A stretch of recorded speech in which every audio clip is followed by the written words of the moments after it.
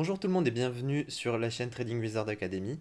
Donc vous êtes dans la série de vidéos sur le live trading, donc vous allez voir pas vraiment du live trading étant donné que je vais accélérer les vidéos pour pas que ce soit trop ennuyant étant donné que je trade quelques heures en moyenne. Et du coup ce sera plus intéressant d'appeler ça mon résumé de session, ma review de session en fait.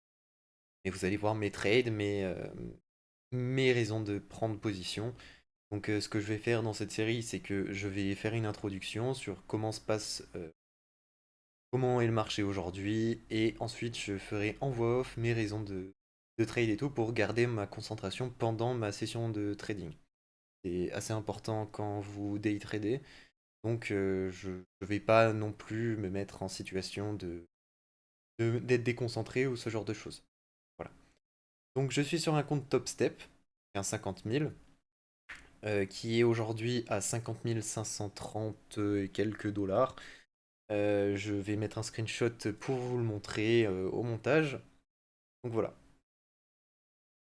Donc aujourd'hui, comme je le disais, Nasdaq, je vais faire une petite analyse. Donc je trade Nasdaq en général avec deux micro-contrats qui respectent mon risque. Je ferai une vidéo aussi dessus pour expliquer mes paramètres de risque et pourquoi je fais ce genre de risque sur un compte de propre firme.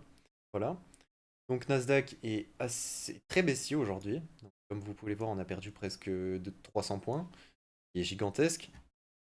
Donc on va essayer de jouer dans le sens de la tendance. Je n'exclus pas le fait de prendre des longues possiblement, étant donné qu'on commence à être sur les lots de marché dans les 15 400, 406. J'ai une idée clic qui est importante.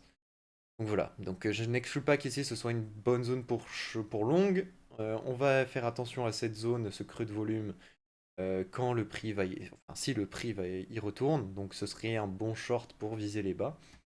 Potentiellement de la continuation, mais si on rejette, je ne vais pas jouer la continuation. Donc voilà. Maintenant que vous savez tout, je vais passer en mode accéléré, puis vous reprendre en post-prod, on va dire ça comme ça, une fois que j'aurai un trade et une raison de prendre un trade et de faire une exécution. Voilà. À tout à l'heure.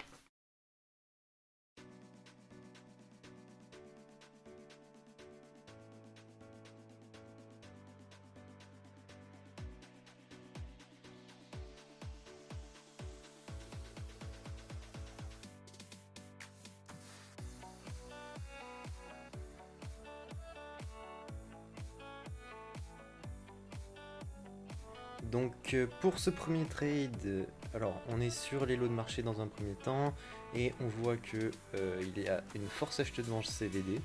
Je vais l'entourer et puis du coup je tente le long qui ne passe pas malheureusement. On était sur un ratio risk-reward de 1,78 qui était tout à fait convenable, donc voilà.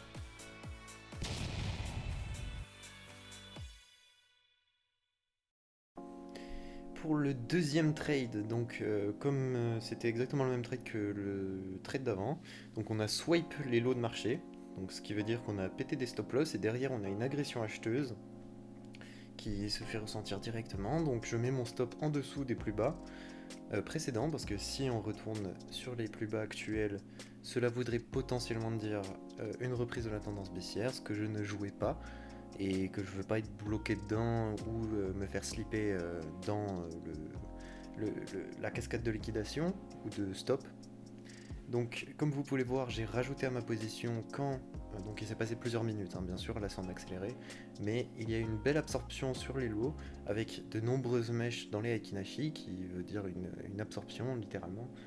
Et donc j'ai rajouté à ma position pour chercher le top du range, et cela m'offrait un ratio d'à peu près 2,3 sur les deux positions combinées, ce qui est un très bon trade.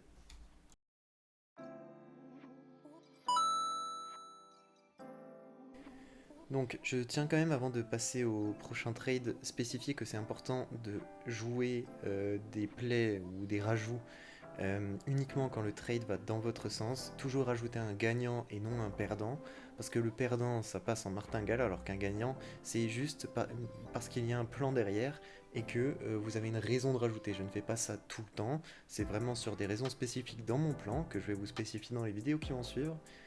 Mais il y a une raison derrière tout ça, et c'est parce que le trade avait plus de probabilité de passer que j'ai rajouté. C'est tout.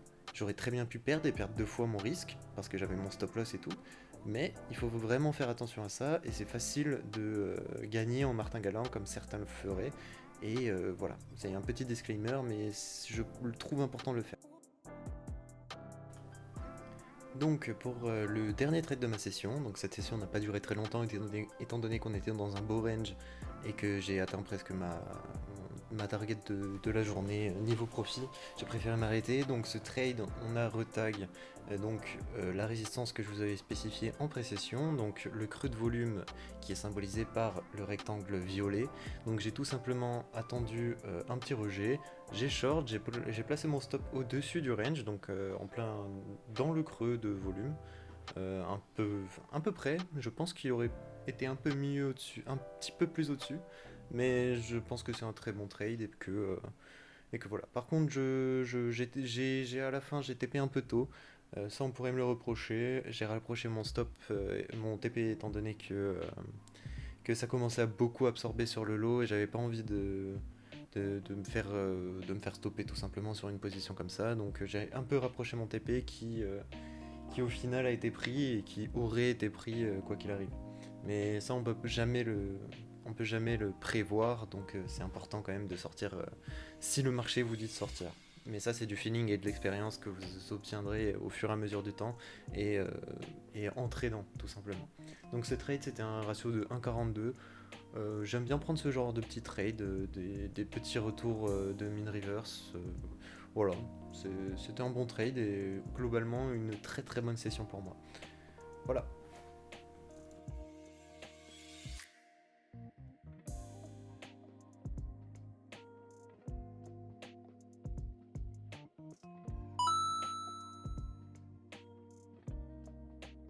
Donc voilà pour cette première vidéo en live trading. J'en avais déjà fait une un peu plus rapide avec uniquement de la musique, mais je pense que ce format est le meilleur en expliquant mes trades, etc. Même pour moi et pour mes reviews de sessions, c'est mieux. Comme ça, je vois tous mes trades en temps réel et je repasse dessus, ce qui est très important et je referai une vidéo dessus aussi. J'ai beaucoup de choses à apprendre aux gens, je pense, et à produire, on va dire ça comme ça. Donc voilà, donc si vous voulez, abonnez-vous et n'hésitez pas à rejoindre mon Discord qui se trouve dans la description. Et puis on se voit du coup lundi pour la reprise de ce genre de vidéo. Et puis voilà, bonne soirée.